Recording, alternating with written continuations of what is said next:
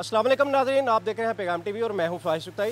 नाज़रीन, अगर आपके घर में या आपके अजीज़ो कारब के घर में अगर एसी चल रहा है तो यकीनन आपकी ज़िंदगी ख़तरे में है, क्योंकि इस किस्म के वाक़यात तकरीबन 1.5 माह से तसलसल से हमारे सुनने में आ रहे हैं कि घर में एसी चल रहा था जिसमें ब्लास्ट हुआ और उसके बाद पूरी की पूरी फैमिली उसके अंदर मौत की नींद सो गई।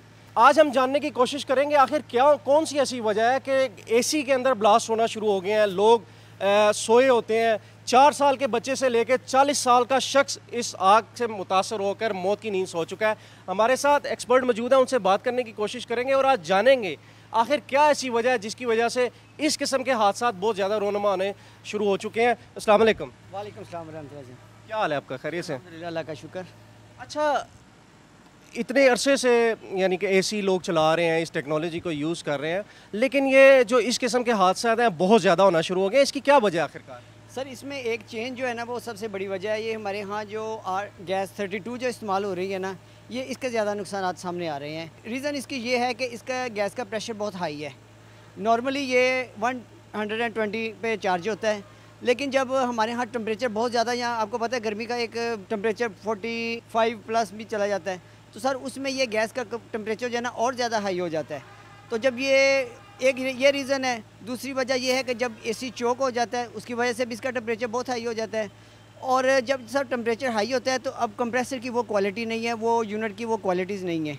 ठीक है जी, पहले यूनिट आते थे R22 में, उनकी कंप्रेसर भी बड़े हैवी थे, कभी ऐसा आपको कभी नज़र नहीं आया होगा कि ऐसे जानलेवा वाक़यात पेश आए हैं। अच्छा, इसमें एक चीज़ ये देखने वाली है तो क्योंकि जब इस किस्म का हादसा होता है तो ये जो आउटडोर यूनिट होता है ज़्यादातर इसमें ब्लास्ट होता है, लेकिन जो फैमिली सोई होती है, जो इंडोर यूनिट जिसको कहते हैं, वहाँ पर कैसे आग लग जाती है, वो ये असल वजह है।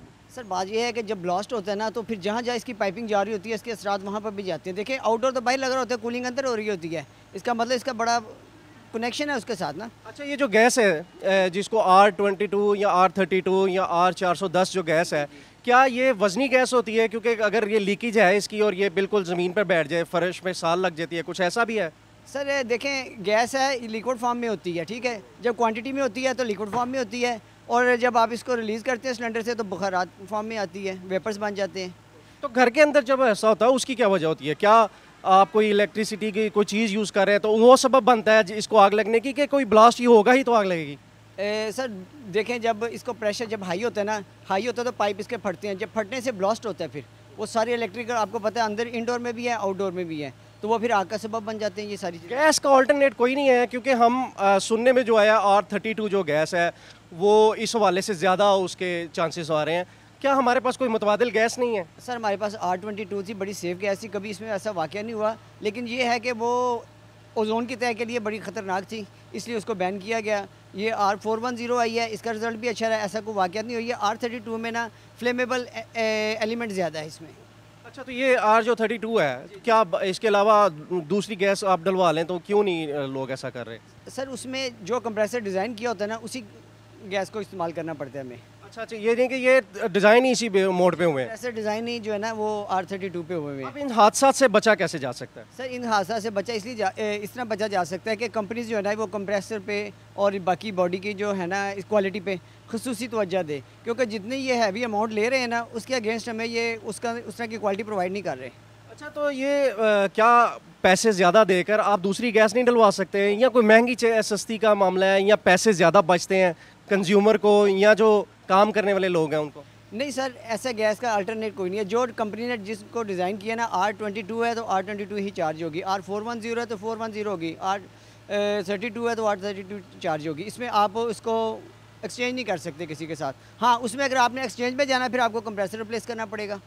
तो ठीक है, ज़िंदगी की कीमत एक कंप्रेसर से ज़्यादा तो नहीं हो सकती। तो सर अगर ये आप आवाम पे ये फिर दोबारा बोझ डालने की कोशिश की जा रही है कि आवाम कंप्रेसर चेंज कराने की तरफ चल पड़े, क्यों ना इसको गैस को जो है ना वो मज़ीद बेहतर तरीके से इसको लाया जाए। अच्छा, ये जो R32 गैस है, क्या ये लोकल गैस है, क्या है ये? सर लोकल तो हमारे यहाँ नहीं है, ये लोकल नहीं बनती, ये चाइना से इम्पोर्ट होती है, ये चाइनीज़ गैस है।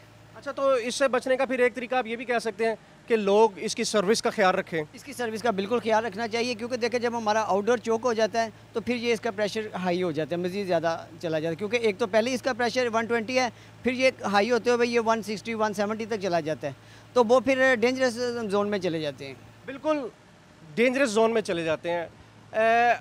अल्टरनेट कोई नहीं है, आपने इन्हीं चीज़ों के साथ सेव लाइफ गुजारनी है तो आपको यकीनी तौर पर जो पैरामीटर्स सेट हैं, मसलन आउटडोर इंडोर, इसकी सफाई का ख्याल रखना पड़ेगा, वरना यही जो आसाइश है आपकी जान भी ले सकती है।